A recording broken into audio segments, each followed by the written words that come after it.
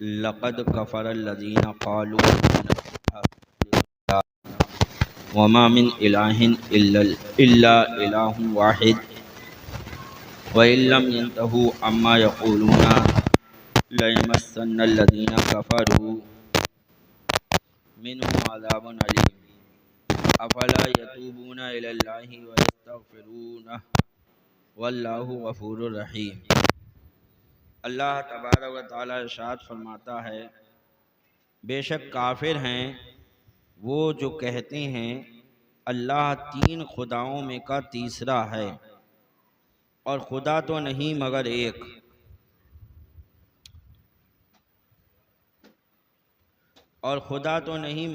خدا، اور اگر اپنی بات سے باز نہ آئے تو جو ان میں کافر مریں گے ان کو ضرور دردناک عذاب پہنچے گا۔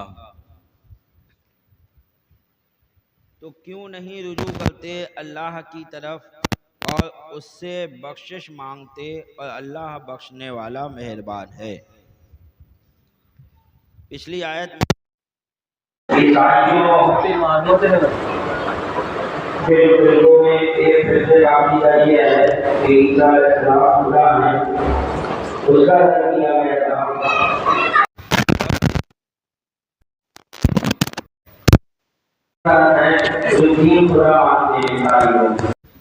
یعنی ایک خدا، دوسرے حضرت عیسیٰ علیہ السلام، اور تیسرے حضرت مریم، وہ تین خدا جو مانتے ہیں، تو ان کا رد اللہ تبارک و تعالی نے اس آیت میں کر دیا کہ اللہ تو بس ایک ہی ہے، اور وہ سب کافر ہیں جو ایسا کہتے ہیں۔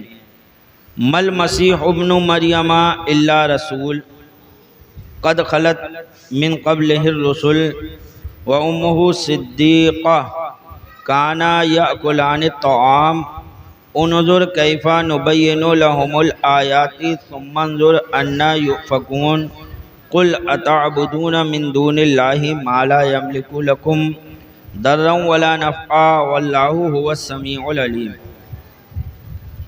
مسیح ابن مریم نہیں مگر ایک رسول، اس سے پہلے بہت رسول ہو گزرے، اور اس کی ماں صدیقہ ہے، دونوں کھانا کھاتے تھے۔ یعنی تم خدا کہتے ہو تو یہ تو دیکھو کہ وہ دونوں کھانے کے محتاج تھے، اور اللہ کھانے سے پاک ہے۔ عیسیٰ علیہ السلام بھی کھانے کے محتاج تھے، بغیر کھانے کے زندہ نہیں رہ سکتے۔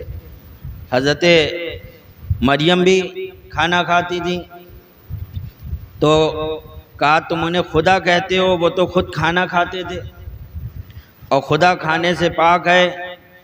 تو فرمایا وہ دونوں کھانا کھاتے تھے، دیکھو تو ہم کیسی صاف نشانیاں بیان کرتے ہیں، پھر دیکھو وہ کیسے اوندھے ہو جاتے ہیں۔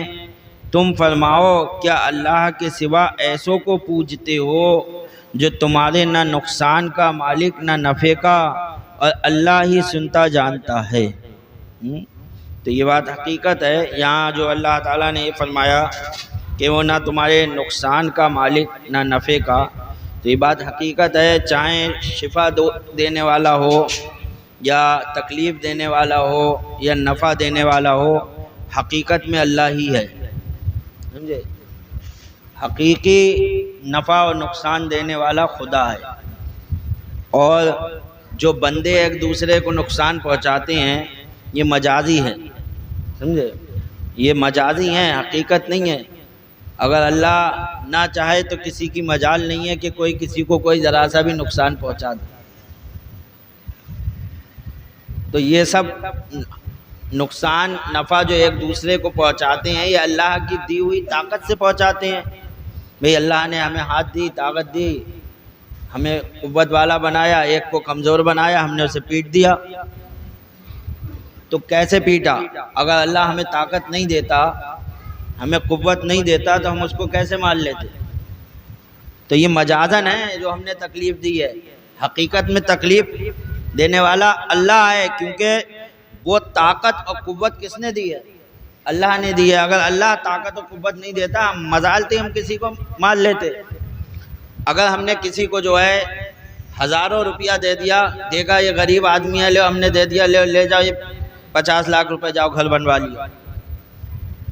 کسی کا گھر بنوا دیا اس کو, تو ہم نے نہیں بنوایا, وہ پیسہ ہمیں پروردگار عالم نے دیا تھا, حقیقت میں اللہ ہی نے بنوایا. اگر اللہ نہ دیتا ہمیں تو ہم کیسے اس کی مدد کر دیتے, اور اللہ ہمارے دل میں نہیں ڈالتا تو ہم کیسے کر دیتے. بہت سے لوگ ہیں ایسے جن کے پاس اللہ نے پیسہ بہت دیا لیکن اللہ نے ان کے دل میں ڈالی نہیں ہے کہ وہ صدقہ و خیرات کریں, تو وہ دبائے بیٹھے ہیں مالوں کو. اور بہت سے وہ ہیں کہ جن کے پاس اللہ نے مال دیا ان کے دل میں بھی ڈالا تو وہ غریبوں میں بانٹ دیتے ہیں, صدقہ و خیرات کر دیتے ہیں. تو حقیقت میں نفع و نقصان کا مالک اللہ ہی ہے. تو یہاں جو نفی کی گئی عیسیٰ علیہ السلام سے کہ وہ تمہیں نفع و نقصان نہیں پہنچا سکتے, نہ حضرت مریم تمہیں نفع و نقصان پہنچا سکتی ہیں, وہ حقیقت کی نفی ہے, مجاز کی نہیں ہے. یہ یاد رکھیے, ورنہ تو قرآن خود فرماتا ہے کہ عیسیٰ علیہ السلام مردوں کو زندہ کرتے ہیں, وہ تمہیں شفا دیتے ہیں, مادہ ذات اندھے کو صحیح کر دیتے ہیں. قرآن میں اس کا ذکر ہے. اگر آپ اس آیت کا یہ ماننا لے لو کہ عیسیٰ علیہ السلام کچھ نہیں کر سکتے, نفع نقصان کچھ نہیں کر سکتے, پھر اس آیت کا کیا معنی لوگے جس میں اللہ نے فرمایا کہ عیسیٰ علیہ السلام مادہ ذات اندھے کو جو ہے شفا دے دیتے ہیں, جو کوڑی ہوتا ہے اس کو شفا دے دیتے ہیں. اس میں تو یہی ذکر ہے کہ عیسیٰ علیہ السلام شفا دیتے ہیں. تو اس آیت کا کیا معنی لوگے؟ تو کہنا پڑے گا کہ حقیقت میں شفا اللہ دیتا ہے, اور اللہ تبارک و تعالیٰ کے یہ بندے اللہ کی دی ہوئی طاقت سے شفا دینے پر قادر ہیں. یہ مجازن ہے. جو کچھ بھی ہے ہم کہتے ہیں ہمارا گھر, بھئی رجسٹری کرائی, زمین خریدی, کیا کہتے ہیں ہمارا گھر, تو کیا ہمارا ہو گیا؟ یہ بھی مجازن ہم لوگ کہتے ہیں ہمارا گھر. ہمارا تھوڑی ہے, سب اللہ کا ہے. حقیقت میں اللہ ہی کا گھر ہے وہ, ہمارا کچھ نہیں ہے. ارے کچھ ہے ہی نہیں اپنوں کے پاس. معلوم نہیں بندہ پھولتا کس بات پہ ہے. تمہاری نہ آنکھ ہے, کہتے ہو میری آنکھ, میرے ہاتھ, میرے پیر, میرا پیسہ, میری زمین, یہ سب مجازن ہیں جو ہم کہتے ہیں ایک دوسرے کو, کہتے ہی ہے. تو جب ہم ایک دوسرے اپنے زمین کے لیے, اپنے گھر کے لیے کہتے ہیں کہ میرا گھر کا مالک میں ہوں, اور رجسٹری کراتے ہیں اس میں بھی لکھتے ہیں مالک زمین, مکان مالک کون ہے سب لکھا جاتا ہے, وہاں اللہ تھوڑی لکھا جاتا ہے. کیوں؟ یہ تو ایک دنیا ہے. تو ایسے ہی کہا جاتا ہے کہ خواجہ غریب نواز نے اولاد دی, غوث اعظم نے اولاد دی, غوث اعظم نے بیماری سے شفا بخش دی. تو یہ سب کیا ہے؟ یہ سب مجاز ہے. جیسے ہم ایک دوسرے کو اپنا کہتے ہیں یہ گھر ہے, تو کوئی یہ نہیں مانتا کہ یہ جو ہے اللہ کا نہیں ہے, میرا ہی ہو گیا. کیا کوئی یہ کہہ سکتا ہے اپنے گھر کو کہہ کے نہ میں مالک ہوں, خدا مالک نہیں رہا اس گھر کا؟ کسی مسلمان سے تصور کر سکتے ہو آپ؟ کوئی مسلمان یہ کہہ دے جو ہے اتنی بڑی بات کہ یہ جو پلاٹ میں نے خریدا ہے اس کا مالک میں ہوں, اللہ اس کا مالک نہیں ہے؟ جاہل سے جاہل مسلمان نہیں کہے گا, کہے گا نہیں سب اللہ ہی کا ہے, بھئی اسی نے دیا ہے. جاہل سے جاہل نہیں کہے گا. تو جب اس میں مان رہے ہو کہ ہمارا عقیدہ یہ ہے کہ ہم مجازن اس کے مالک ہے, حقیقت میں اللہ ہی کا ہے, تو وہاں بھی ماننا پڑے گا. جب ہم یہ کہہ رہے ہیں کہ غوث اعظم نے بیٹا دیا ہے, تو مجازن غوث اعظم نے دیا ہے, حقیقت میں اللہ ہی نے دیا ہے. مطلب یہی ہے اس کا. یہ مطلب نہیں ہوا کہ ہم یہ کہنا ہے کہ اللہ نے نہیں دیا, غوث پاک نے دیا. یہ کون کہہ دے گا؟ یہ تو کہیں نہیں سکتا کوئی کہ غوث پاک نہیں دیا, خدا نے نہیں دیا مجھے. یہ کوئی نہیں کہہ سکتا. یہی کہے گا کہ نہیں اللہ تبارک و تعالیٰ نے غوث اعظم کے ذریعے دلوایا ہے. حقیقت میں تو دینے والا اللہ ہی ہے.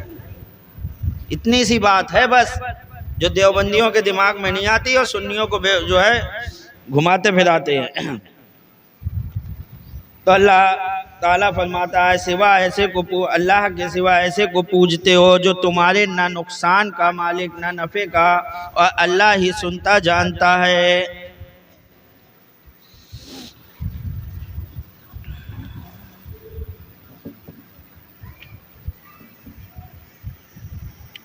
قل یا اہل الکتاب لا تغلوا فی دینکم غیر الحق ولا تتبعوا اہواء قوم قد ضلوا من قبل واضلوا کثیرا وضلوا عن سواء السبیل تم فرماؤ اے کتاب والو اپنے دین میں ناحق زیادتی نہ کرو اور ایسے لوگوں کی خواہش پر نہ چلو جو پہلے گمراہ ہو چکے اور بہتوں کو گمراہ کیا اور سیدھی راہ سے بہک گئے۔ اس میں بھی اہل کتاب کو اللہ تبارک و تعالیٰ اپنے محبوب کے ذریعے یہ حکم دے رہا ہے کہ تم نے جو اپنے دین میں زیادتیاں کر دی ہیں، ہم نے دین عیسیٰ جیسے نازل کیا تھا یا دین موسیٰ جیسے نازل کیا تھا، تم نے وہ نہیں رکھا، بس کہ اس میں گھٹا بڑھا کے اپنی طرف سے تم لوگ کرے جا رہے ہو، یہ سب مت کرو، ان سب چیزوں سے باز آؤ، ایسے لوگوں کی خواہش پر نہ چلو جو پہلے خود بھی گمراہ ہو گئے اب تمہیں بھی گمراہ کر رہے ہیں۔ ان میں آئی؟ ایسے لوگوں کی خواہش پر مت چلو جو خود بھی گمراہ ہو گئے اور تمہیں بھی گمراہ کر رہے ہیں۔ اور یہ صرف دین عیسوی یا دین موسوی کے لیے نہیں ہے، بلکہ آج کے مسلمانوں کے لیے بھی یہی حکم ہے کہ اللہ نے جو دین محمدی تمہیں عطا کیا ہے، دین اسلام دیا ہے، اسی کے طریقے پر چلو، اس میں زیادتی نہ کرو، اس میں زیادتی نہ کرو، اور ایسے لوگوں کی خواہش پر مت چلو جو خود بھی گمراہ ہیں، تمہیں بھی گمراہ کر رہے ہیں۔ سمجھ رہے ہیں؟ ایک مثالیں نہیں، بے شمار مثالیں آپ کو اپنے دین میں مل جائیں گی۔ ابھی محرم کا مہینہ گزرا، مروجہ تعزیہ داری کے تعلق سے، کیا یہ تعزیہ داری امام حسین رضی اللہ تعالیٰ عنہ جب شہید ہوئے تو کیا زین العابدین سے چلی؟ دکھائے کوئی تاریخ میں کہ زین العابدین نے کوئی تعزیہ بنایا ہو؟ دکھائے کوئی تاریخ میں جتنے تعزیہ دار ہیں، ڈھول بجانے والے ہیں، دکھائیں کہ زین العابدین تو رہ گئے تھے بھئی، اگر ان کی یاد میں چلتی تو زین العابدین چلا لیتے۔ پھر ان کے بعد آ جائیے اہل بیت اطہار میں، اور اتنے گزرے، کیا کسی نے اس طریقے کا کیا؟ کیا کسی نے ڈھول تاشے باجے بجا کر کیا؟ جس چیز کو اللہ کے رسول نے حرام قرار دے دیا وہ کام کوئی نہیں کر سکتا، وہی کرے گا جو خود بھی گمراہ ہوگا اور لوگوں کو بھی گمراہ کرے گا۔ اب جلوس محمدی صلی اللہ علیہ وسلم میں آ جائیے، اللہ کے رسول صلی اللہ تعالیٰ علیہ وسلم، ایک فرقہ تو وہ ہے جو اپنے آپ کو مسلمان کہتا ہے لیکن کہتا ہے جلوس اٹھانا یہ بدعت ہے، حرام ہے، جسے دیوبندی اہل خبیث وہابی وغیرہ کہا جاتا ہے، وہ تو سرے سے انکار کرتے ہیں کہ یہ جلوس محمدی نکالنا، یہ سرکار کی ولادت کا جشن منانا، یہ سب کشن کدھیا کی طرح ہے، جیسے کدھیا کا منایا جاتا ہے ایسے ہی یہ مسلمان کرتے ہیں، وہ تو سرے سے منع کرتے ہیں۔ اعلیٰ حضرت فاضل بریلوی نے ان کا رد فرمایا کہ نہیں، تم غلط کہہ رہے ہو، اللہ کے رسول صلی اللہ علیہ وسلم کی ولادت کا جشن پروردگار عالم نے منایا، فرشتوں نے منایا، صحابہ اکرام نے منایا، تو یہ بدعت نہیں ہے۔ اب رہا بات جلوس کی، تو جلوس نکالنے میں کوئی حرج نہیں ہے، جلوس نکال لینا اس میں کوئی حرج نہیں ہے۔ حدیث میں کہیں جلوس نکالنے کی ممانعت نہیں آئی ہے، اگر ممانعت آئی ہوتی سرکار نے منع فرمایا ہوتا، جیسے سرکار نے ڈھول کو منع فرمایا کہ ڈھول بجانا حرام ہے، لہو لعب ہے، اگر ایسے ہی جلوس کے بارے میں کہیں منع آیا ہوتا تو نہ نکالتے۔ جب منع نہیں آیا ہے تو جلوس کی شکل میں، بلکہ حدیث میں ملتا ہے کہ جب جب صحابہ اکرام کو خوشی ہوئی تب تب صحابہ اکرام جلوس کی شکل میں ہی نکلے۔ جب اللہ کے رسول مکہ سے مدینہ شریف تشریف لائے تو صحابہ اکرام جلوس کی شکل میں ہی سرکار کو لینے کے لیے گئے تھے، جلوس کی شکل میں گئے تھے۔ پتہ چلا صحابہ اکرام کو جب خوشی ہوئی سرکار کے آنے کی تو صحابہ اکرام نے جلوس کی شکل بنائی سرکار کو لانے کے لیے۔ تو جلوس نکالنا یہ ایک اچھی بات ہے، لیکن اب اس میں غلط طریقے رائج کر دینا، جیسے کہ آج کل کے جلوس محمدی صلی اللہ علیہ وسلم میں کیے جا رہے ہیں، اور افسوس تو یہ ہوتا ہے کہ بات سمجھ میں کیوں نہیں آتی آپ لوگوں کے، یہ اس بات پہ افسوس ہوتا ہے۔ ابھی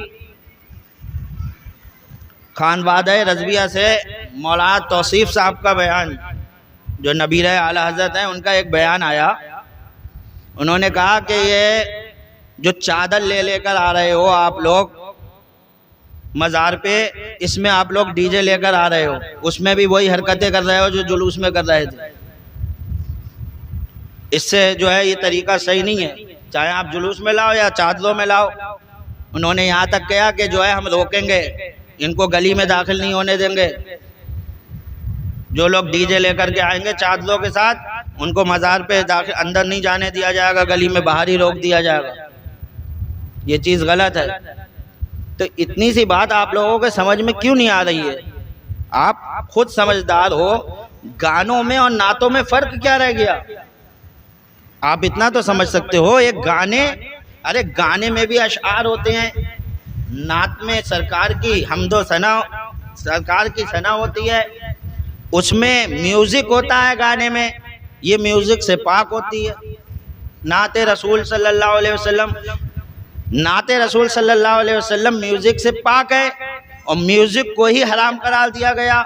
اب ڈی جے میں آپ نے وہی سب میوزک کی دھن پیدا کر دی، پھر آپ کے لیے وہ جائز کیسے ہو جائے گا؟ آپ کیسے اس سے ثواب کی امید کر سکتے ہو؟ آپ کیسے سوچ سکتے ہو کہ میں ایسے جلوس میں جو ہے جاؤں گا اور مجھے ثواب ملے گا؟ قیامت کے دن اللہ کے رسول خوش ہو جائیں گے کہ اس بندے نے جو ہے، اس میرے امتی نے میرا جلوس نکالا تھا. ثواب دیں گے آپ کو. آپ ناچنے گانے والی دھنیں بجا رہے ہو، اس کی ثبوت دیکھو کہ بچے ناچتے بھی ہیں. ثبوت دیکھو، آپ کے لگانے کی دیر نہیں ہوتی ہے، ادھر بٹن دبا ادھر ناچنا شروع، کہنے کی ضرورت نہیں پڑتی ناچو، بس دھمال لیا دوں کودنا شروع، بس بٹن دبانے کی دیر ہے. آپ کو جائز کیسے سمجھ سکتے ہو اس کو؟ اتنے بڑے حرام کام کو آپ جائز سمجھ رہے ہوئے ہو اور سوچ رہے ہو ثواب ملے گا آپ کو. سوچو، ڈرو کہ کہیں اللہ کا عذاب نازل نہ ہو جائے، کیونکہ یہ اللہ کے رسول کے میلاد کی محفل ہے، اس کے حبیب کے میلاد کی محفل ہے. اس میں کتنا ادب ضروری ہے، یہ آپ جانتے ہو کتنا ادب ضروری ہے. اسی لیے سرکار دو عالم صلی اللہ علیہ وسلم کے روضہ مبارک پر جاتے تو بہت کانپتے ہوئے، ڈرتے ہوئے کہ جہاں وہاں جتنا ثواب ہے وہاں کہیں سرکار کی بارگاہ میں کوئی بے ادبی نہ ہو جائے.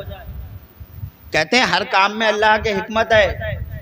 وہاں پر آج وہابیوں کی حکومت ہے، وہ بڑی سختی سے جو ہے لینے لگا کر بہت ادب سے نکال دیتے ہیں لوگوں کو، نہ چھونے دیتے ہیں، نہ ہاتھ لگانے دیتے ہیں، نہ کچھ. اگر ذرا چھوٹ دے دی جائے تو ہمارے یہاں کے ہندوستان کے سنی ایسے جہاں مزاروں پہ تھے، چوما چاٹی یہ سجدہ وجدہ، وہیں پتہ چلا سب جالیاں توڑ دیں گے. تو اللہ کے ہر کام میں حکمت ہے. اللہ نے ایسوں کی حکومت بنا کے رکھی ہے، وہ چھونے ہی نہیں دے رہا ہے تمہیں، جاؤ دور سے نکلتے ہوئے سیدھے. تو کیا معلوم اللہ کی کیا بہتری ہے. سرکار کا ادب، دور سے دیکھتے ہوئے ادب سے صلاۃ و سلام پڑھتے ہوئے ہلکے سے نکل جاؤ. ابھی یہ بھی سوچتا ہوں میں کہ اگر اجازت دے دی جائے تو یہاں کے مزاروں کی اتنی بے حرمتی کرتے ہیں، کہتے رہو کہ نہ پورا سر رکھ کے ایسا لگ رہا ہے آج سارے سجدے یہیں ادا کر دیں گے. جتنی مسجد میں تو توفیق نہیں ہوتی کہ مسجد میں آ کے سجدہ کر لے، وہاں مزار پہ جا کے سجدہ کر رہا ہے. جو خدا کا گھر ہے، جہاں سجدہ کرنے کے لیے تمہیں بلایا جا رہا ہے، وہاں سجدہ کی تمہیں توفیق نہیں ہے، وہاں مزاروں پہ سجدے کرے جا رہا ہو، جا کے ماتھے رگڑے جا رہا ہو، جو حرام ہے تمہارے لیے. تو اس وقت غصہ آتا بہت کہ کیسی قوم ہو گئی. اللہ کے آگے جھکنا ہے، اللہ کے آگے سجدہ کرنا ہے، وہاں کر نہیں رہے ہو، اور جہاں منع کیا جا رہا ہے وہاں جا کے رگڑے جا رہے ہو. اللہ تبارک و تعالی ہمیں اور آپ کو سب کو توفیق رفیق عطا فرمائے.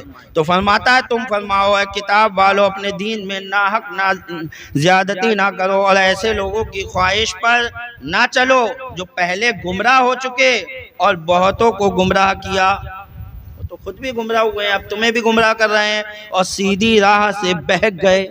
سیدھی راہ ہے اس سے بہک گئے، یہ بہکنا ہی ہے. جلوس محمدی صلی اللہ علیہ وسلم اللہ تبارک و تعالی ہمیں شریعت کے دائرے میں نکالنے کی توفیق عطا فرمائے. ٹھیک ہے، ہم سرکار کی محبت میں جلوس نکالیں، ہمیں نہ ناچنا ہے نہ کودنا ہے. ارے ایک عاشق کو جو ہے اس کو نہ ڈی جے کی ضرورت ہے نہ کسی کی ضرورت ہے، اس کے لیے تو صرف اس کی آواز کافی ہے۔ وہ دل سے اپنے رسول کو پکارے گا اور وہ مدینے کی جو ہے جالیوں سے اگر ٹکرا جائے گی آواز، اور تم لاکھ ڈی جے بجا لو وہ آوازیں تمہاری صرف یہیں تک رہ جائیں، وہ جائیں گی نہیں سرکار کی بارگاہ میں، وہ تمہارے منہ پر قیامت کے دن مار دی جائیں گی، وہ نعتیں وہ تمہاری جو ہے بجا رہے ہو، جتنی جو ہے ادھم بازیاں کر رہے ہو، اور ایک عاشق رسول خاموشی سے سرکار کے جلوس میں چپ چاپ ہلکے ہلکے الصلاۃ والسلام علیک یا رسول اللہ، الصلاۃ والسلام علیک یا حبیب اللہ پڑھتا ہوا جائے گا، اس کی ایک ایک آواز جو ہے فرشتے نور کی تھالیوں میں سجا کر سرکار کی بارگاہ میں پیش کرتے، تو وہ بہتر ہے یا وہ بہتر ہے؟ اللہ تبارک و تعالی ہمیں اور آپ کو سب کو توفیق عطا فرمائے۔ وما علینا الا البلاغ، سنتیں پڑھ لیں۔